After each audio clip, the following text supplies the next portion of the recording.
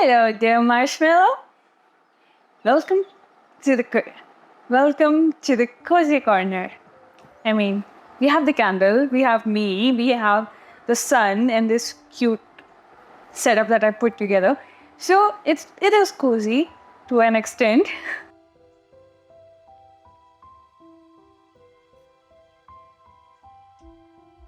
So today I actually wanted to have a heart-to-heart about something that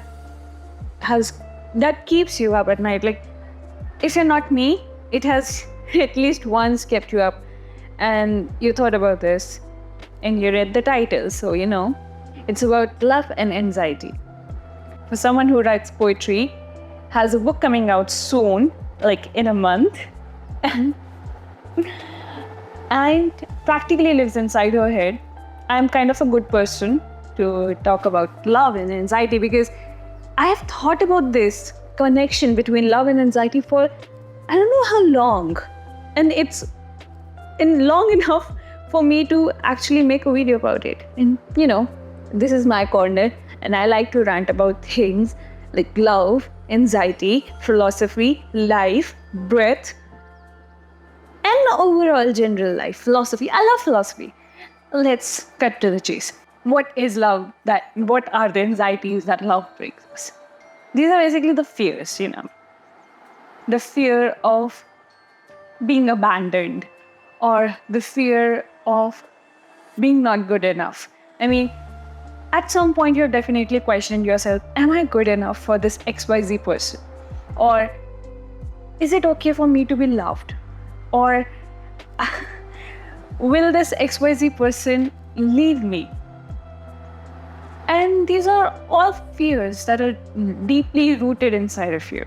And obviously, there is a total 100% chance that you have not faced these questions in a very direct form, but somewhere in an indirect form. For example, like thinking that maybe this XYZ person, or basically wishing that this XYZ person should hurt me or will hurt me. And that is basically you answering your anxiety in a sense that, yes, my anxiety want that this person is finally hurting me, and you're waiting for them to hurt you. And even if they are literally a walking green flag, you're still waiting on them to hurt you. And that is nothing but anxiety. And that anxiety comes with love. And if this is not how you felt it could be in the form that you were wanting to communicate literally everything. And I mean everything to this XYZ person you are in a relationship with or in friendship with, only to show them that you're still there and trying to mark your presence. And just thinking about these things is kind of scary, let alone feel them. I mean, that would be a hell of a nightmare. And that, I'm sure that is for you, because it is for me. I am one of those persons who feels these things, and it is kind of scary, and that's what anxiety is anyways. So, but why do we have these? That is the question. That is, why does love, love is the thing that you want, You think all your life, you think that love is something that will bring you peace and happiness and joys, and then it brings you anxiety, and then you question like, why? The question is why, right? The answer is that love makes you feel. You feel each and every emotion. So if you know me, and if you're not new here, you know that I love Frederick Backman's book. Like, I love his books. I read 2 of them, although just 2 out of so many books that he has written. But I'll quote anxious people here. Let me get my call. I'll quote you anxious people. I marked it somewhere. So, love is not always about deserving. Sometimes it's about believing. So, what this means. This means that it's not about finding someone who fits perfectly into the mold of perfection and it's something that we think we deserve. It's accepting people. And in the case of you being anxious about love, it translates into that you do not have to try to fit into the mold of perfection and be that perfect person you think that your partner deserves, even if it's a friendship, even if it's parental, or it's you are the kid and you want the perfect relationship with your parents, or anything of the sort, any kind of relationship. You do not have to fit in a mold of perfection, because you simply cannot, and you are unique self. So stop trying to fit into that perfect image. Nobody can, not even the best of best could. Love is basically about opening your heart and taking chances and believing in the magic of connection. And you cannot do that by force. You cannot force yourself to be perfect for XYZ person, and hence your anxiety is always lying to you. It is more than normal for you to feel anxious. And as I said, it is because love makes you feel.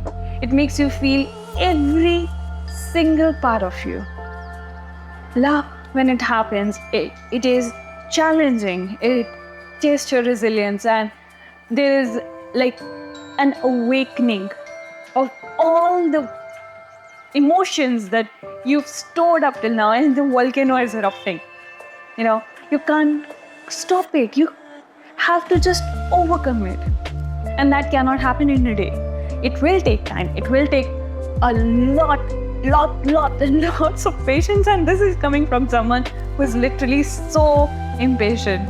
It's just about patience. It's learning patience. And if there is just one thing that you take away from this video, is basically remember F.L.Y, fly. And that stands for first love yourself. I have a whole ass video about it somewhere on my YouTube channel. Like, it was long ago. No, it is literally so natural for you and so obvious for you to feel anxious, and it is okay. It is more than okay to feel anxious, because that's what love is doing. Love is trying to make you imagine it. Love is the master of emotions, okay? And that master is letting you feel every single of its child. It's making you feel angry, it's making you feel anxious, it's making you feel frustrated, sad, happy, content, over the moon, everything. All mixed up in one bunch. That is what love is. So now it's making you feel something, and then you cannot let that feeling go unless you feel it. Like, it's like a guest. How can you expect a guest to just go away until you host them and you treat them and you feed them? It's not how things work, right? So you have to feel and fly. You cannot dive in with someone unless you learn to fly. You learn to love yourself first. I was going to say first love yourself, but that's grammatically incorrect. Until you learn to love yourself first, you cannot dive with someone else. I am a poet. I just made that up. Wow. I should so definitely release the book. So, in conclusion, love makes you feel anxious because it tends to make you feel all the deep-rooted emotions, traumas, and fears. And the only way to overcome them is by loving yourself, and not by throwing love out of your life. You cannot do that. It's not right. You deserve better, and you deserve to be loved both by your own self and by everyone around you. And as a matter of fact, you're writing a story. Even if the XYZ person in you does not make it through to the other side, you still had a story. And that story only and only belongs to you. I mean, it's so beautiful. Like, you have a story with an XYZ person even if it did not work out. And if it did, that's even more beautiful.